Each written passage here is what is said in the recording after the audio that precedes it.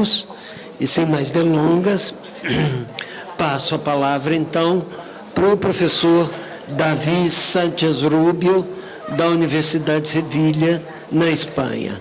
Professor Davi dispensa maiores apresentações pelo seu próprio trajeto acadêmico profundo, suas publicações, suas obras, toda uma luta pelo pensamento crítico vinculado à afirmação dos direitos humanos. O professor Davi vai nos brindar com a palestra Direitos Humanos, Multigarantias e Praxis Insurgente. É com imenso prazer que passo a palavra para o professor Davi Sánchez. Obrigado, Manenique. Bom dia a todos e a todas. Eu não vou dizer que vou ser breve, porque quem disse isso não cumpre sua palavra. Eu vou falar não portunhol, brasinhol, desculpa, pedir desculpa por isso, e cumprimentar, saudações a Sean, a Maria Lúcia,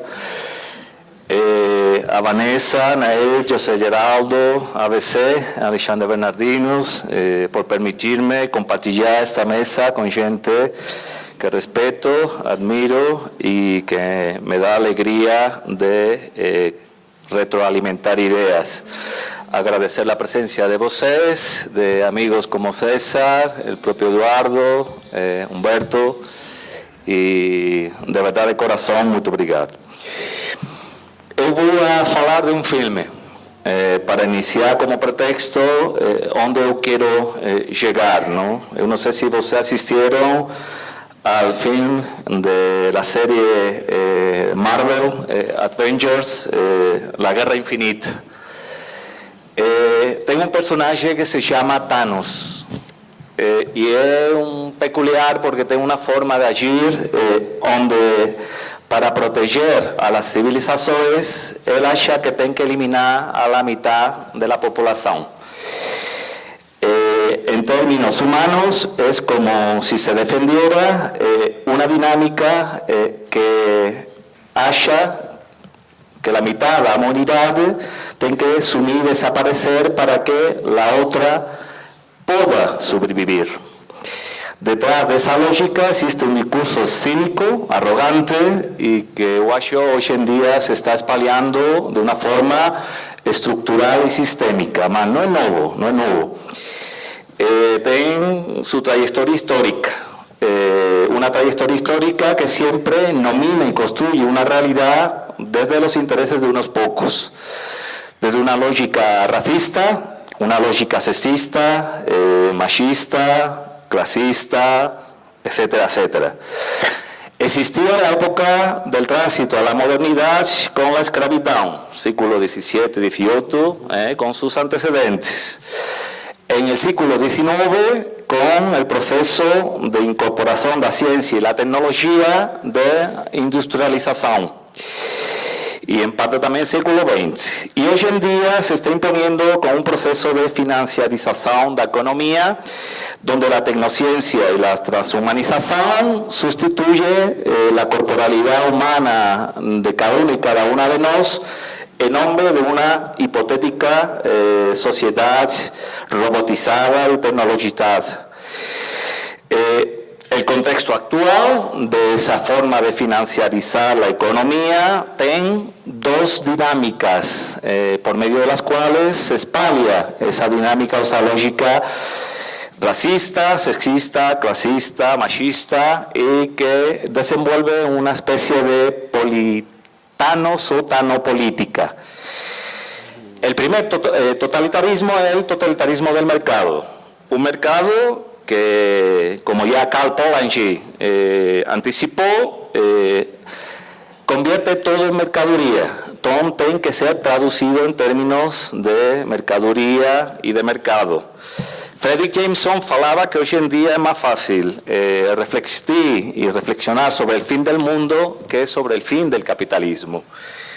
Y ese capitalismo, Christian Laval y Pierre Tardos lo describen muy bien en su libro La Nueva Razón del Mundo.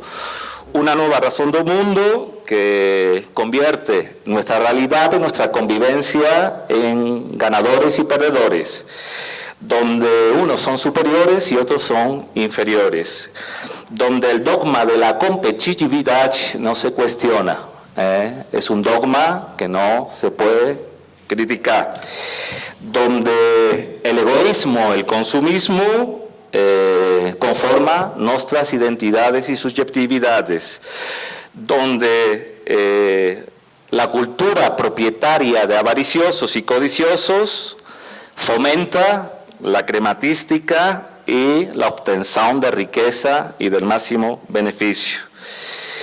Y esa forma totalitaria de espaliar el mercado se complementa con otro totalitarismo, que es el totalitarismo de los populismos, principalmente de derecha, más que tiene también su complemento en populismo de izquierda. En el sentido de que se incorpora una lógica que tiene también sus antecedentes mesiánica, paternalista, donde Thanos se enfrenta a los superhéroes. Parece que necesitamos superhéroes para garantir nuestros derechos y para proporcionar nuestra dignidad humana.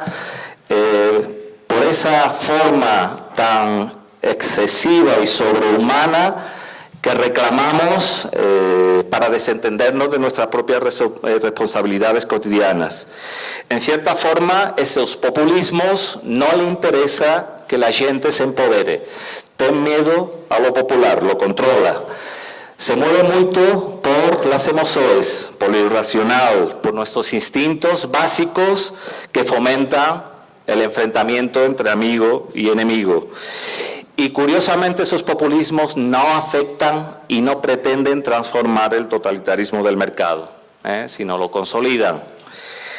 En cierta forma, lo que Armando Bartra denomina, nos encontramos con procesos de globalización que él califica de globalifágicos y globalifóbicos. Fágicos porque canibaliza la naturaleza, canibaliza la condición humana.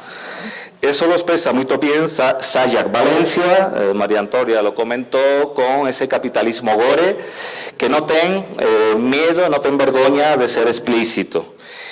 Y globalifóbico porque fomenta el odio, el que todos seamos sospechosos de violencia, y fragmenta la solidaridad y el reconocimiento mutuo.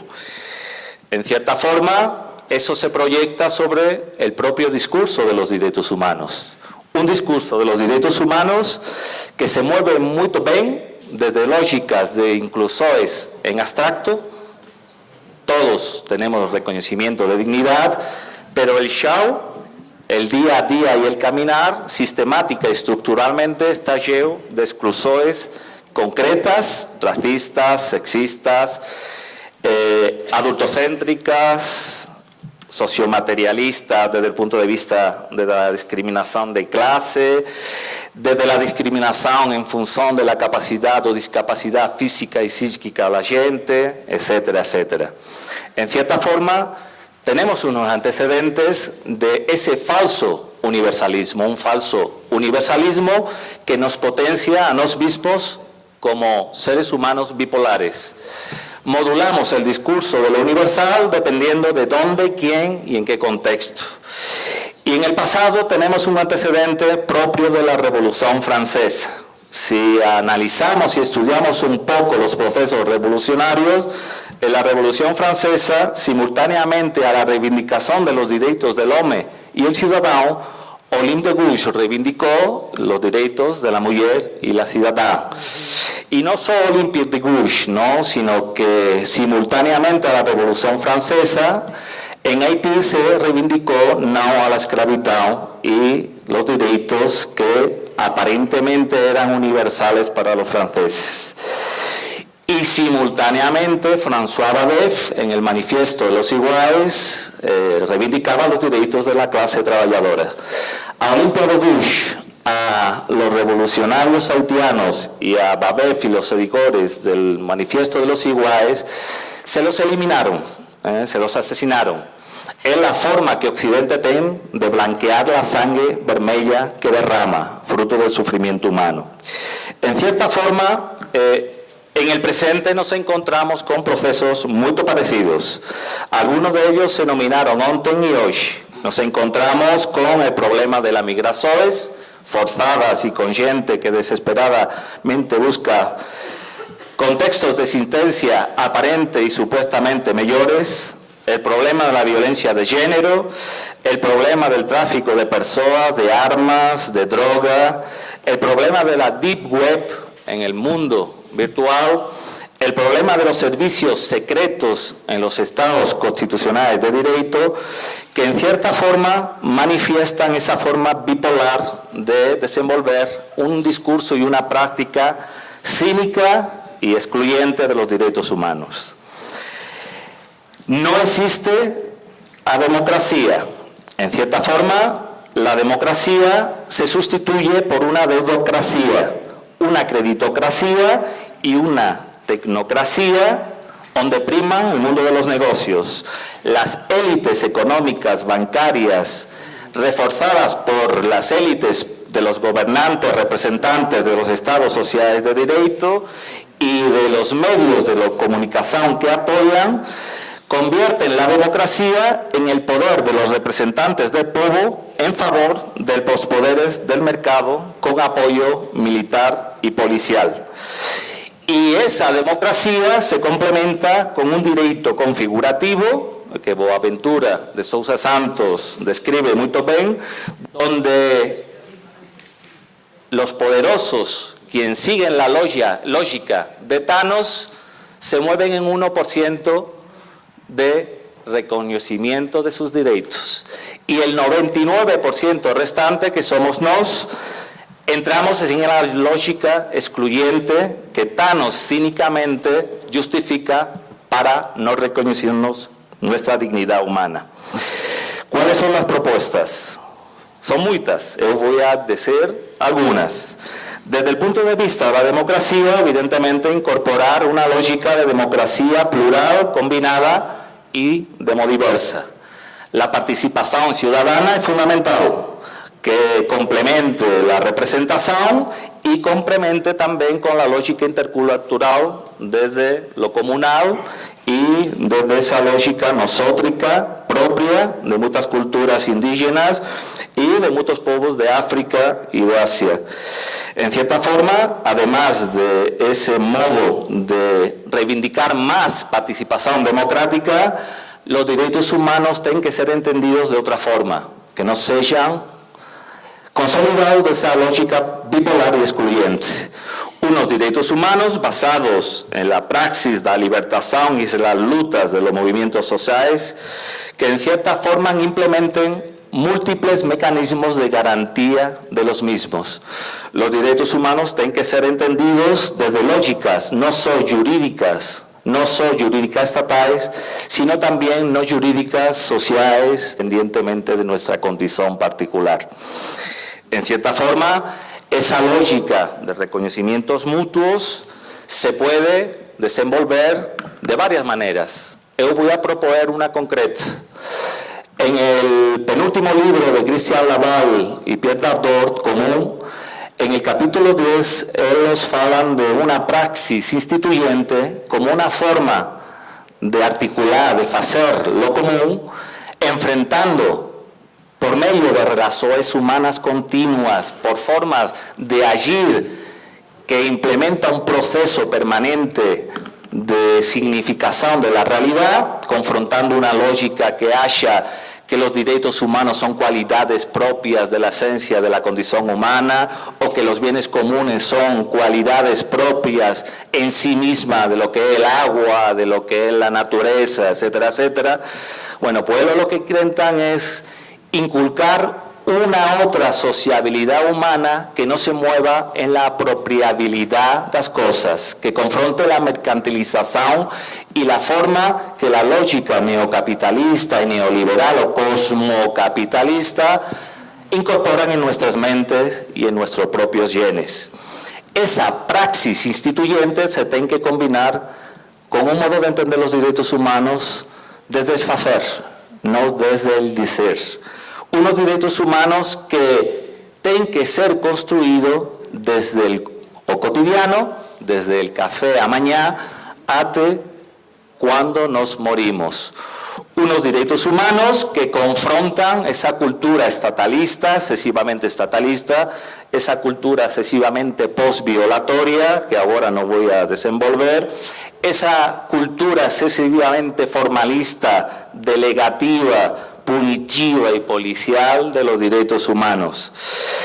Que no se ache que los derechos humanos son como un andar de arriba que eu pego del céu, sino que está en nuestro propio andar y en nuestro propio lar, y que se construye desde abajo, desde esos poderes instituyentes populares que no sumen cuando aparecen los poderes instituidos, y que son poderes instituyentes que continuamente conflictúan con otros poderes instituyentes, los oligárquicos y los propios del mundo de los negocios.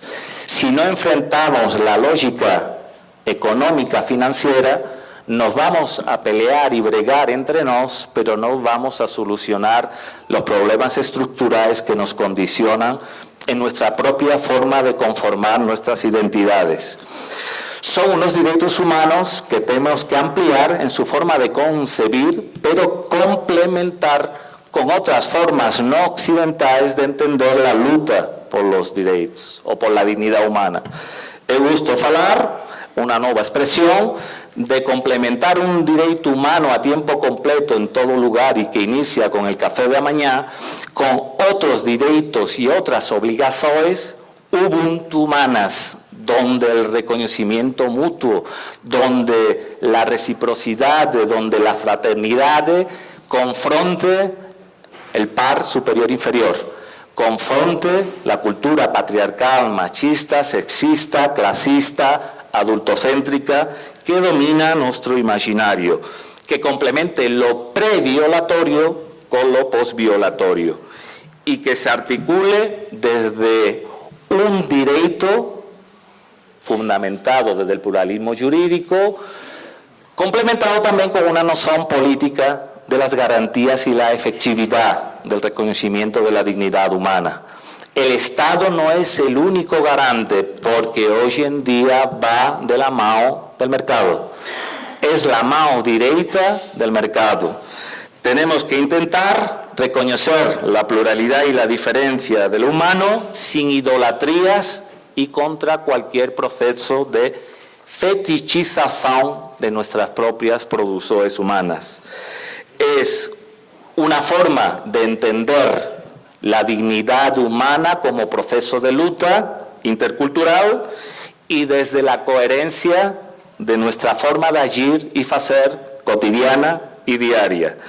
En cierta forma, lo que tenemos que intentar es construir un mundo globamoroso y global sólido por solidario, redistributivo e incluyente. Muito obrigado.